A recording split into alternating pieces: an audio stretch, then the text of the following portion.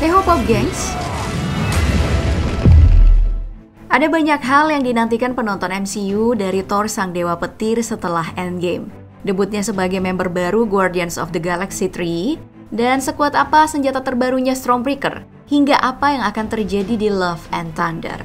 Tapi sebelum menyaksikan itu, bagaimana kalau kita pemanasan dulu nih?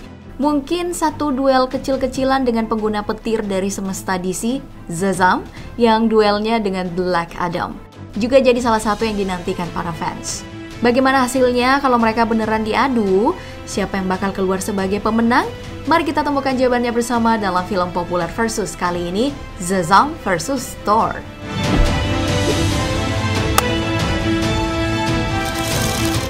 Seperti biasa, ini adalah pertarungan 5 ronde. Pemenang di tiap ronde akan dapat 1 poin. Dan setelah seluruh ronde berakhir, seluruh poin akan diakumulasi untuk menentukan siapa pemenang dalam keseluruhan duel ini. Nah, langsung aja, kita mulai dari ronde pertama. Adu kekuatan. Untuk beberapa hal yang udah jelas kayak kekuatan fisik, kayaknya nggak perlu aku sebutin ya. Soalnya kedua karakter ini bisa dipastiin punya kepalan tinju yang cukup kuat buat ngancurin satu gedung pencakar langit. Jadi, mari kita lompat ke kekuatan khas mereka aja. Nah, Shazam alias Billy Batson sendiri setelah ditunjuk sebagai jawara yang layak warisin kemampuan sang penyihir agung, salah satu dari kemampuan itu adalah kekuatan super yang tingkatannya setara dengan 6 dewa. Wow! Dimana masing-masing dewa kalau di breakdown lagi nih, punya kemampuan khasnya sendiri. Dan kadang bertukar tempat sesuai keinginan mereka, tanpa ngikutin aturan ruang dan waktu. Ya, bisa dibilang Shazam ini punya kekuatan yang setara dengan 6 Asgardian. Cuman, meski bagaimanapun, semua kemampuan itu pada dasarnya dipinjem doang sama para dewa tadi, dipinjemin gitu ya. Sedangkan Thor adalah dewa itu sendiri. Kekuatannya bukan pinjeman, tapi bawaan sejak orok cuy. Sayangnya walaupun skenarionya seperti ini, kalau mau ditelaah lebih jauh, Shazam masih punya beberapa keuntungan lain dari segi kekuatan. Dan itu berhubungan dengan kemampuannya buat bagiin kekuatan ke orang-orang terdekat, yang mana bisa dengan mudah merubah arah pertarungan jadi 6 lawan 1. Thor bukannya nggak punya temen yang bisa diandelin ya.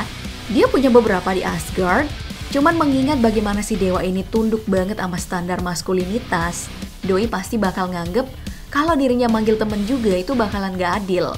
Makanya satu-satunya hal yang bisa dipanggil sama Thor cuman palu kesayangannya, Mjolnir, dan senjata barunya Stormbreaker, yang bakal ningkatin kekuatan petirnya jadi berkali-kali lipat.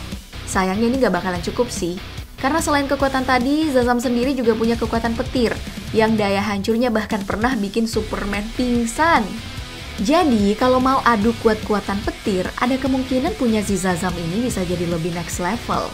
Dan itu praktis, bisa jadi landasan buat ngasih kemenangan di ronde pertama ini ke doi.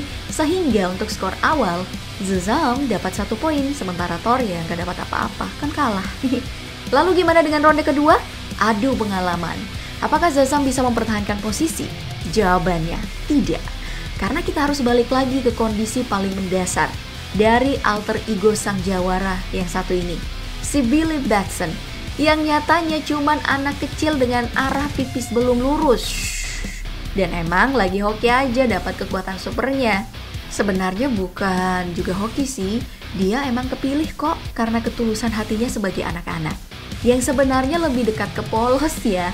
Ini seenggaknya bakal jadi jaminan bagi penyihir agung kalau kekuatannya nggak bakal disalahgunain. Cuman di sisi lain, ini juga ngebuktiin kalau Billy Batson dengan seluruh kepolosannya itu sama sekali nggak punya pengalaman praktis soal dunia yang kejam ini dan melulu soal perselisihan.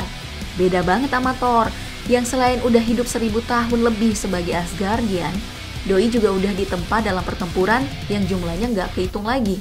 Nah, dengan menimbang fakta kalau Thor masih bisa hidup selama 1000 tahun setelah pertempuran tak terhitung inilah, kita bisa mastiin kalau doi punya pengalaman yang cukup kaya dan praktis bikin dirinya jadi pemenang di ronde 2 ini. So, itu artinya kedudukan kali ini balik lagi jadi imbang, gengs. Terus gimana dengan ronde ketiga? Adu kecerdasan. Kalau untuk urusan ini sebenarnya agak sulit sih buat mastiin siapa yang bakal menang, karena mereka berdua emang bukan karakter yang diperhitungkan dari segi kognitif.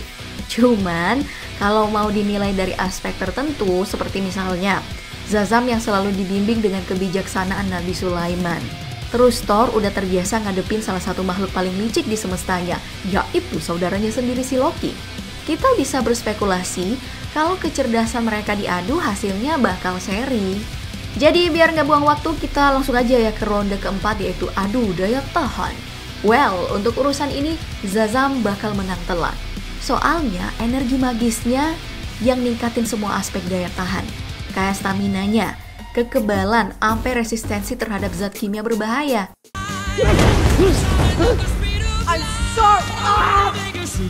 Sama sekali nggak bergantung sama token kayak palu atau sumber daya tertentu kayak matahari kuning.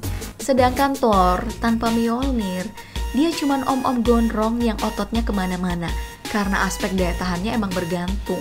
Dan senjata satu ini kan, ini kita belum masukin fakta nih. Kalau dengan semua ketulusan yang dipunya sama Billy Batson, ada kemungkinan Doi malah bakal lebih cocok buat jadi majikan si Mjolnir ketimbang Thor, ya enggak sih? Makanya kita bisa dengan mudah nyimpulin kalau dari segi daya tahan atau endurance, Zazam menang dari Thor. Dan itu artinya dalam keseluruhan duel, Zazam lagi ada di atas angin. Apalagi di ronde kelima nih, dimana kita bicarain kelemahan. Kerentanan dua karakter ini cenderung sama, dan itu adalah sifat kekanak-kanakan mereka yang sulit ditoleransi. Ya, kalau Billy sebenarnya masih ada ditoleransi karena emang masih anak-anak. Nah, yang susah ditoleransi ini si Thor. Karena udah gede, masih aja naif.